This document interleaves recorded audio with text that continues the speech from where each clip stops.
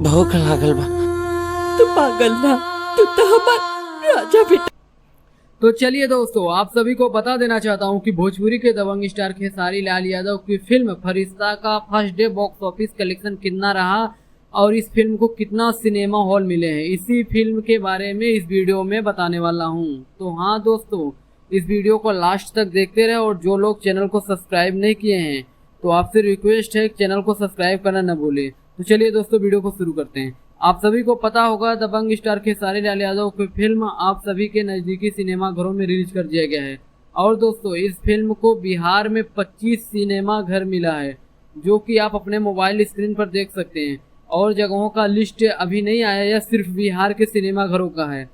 और दोस्तों, यह फिल्म जहां जहां रिलीज हुआ है भोजपुरिया दर्शकों द्वारा काफ़ी पसंद किया जा रहा है। और दोस्तों, यह फिल्म फर्स्ट डे हाउसफुल गई है। हाँ तो दोस्तों, आप लोगों को बता देना चाहता हूँ कि खेसारी लाल यादव की फिल्म फरिश्ता का first day box office collection कितना हुआ है।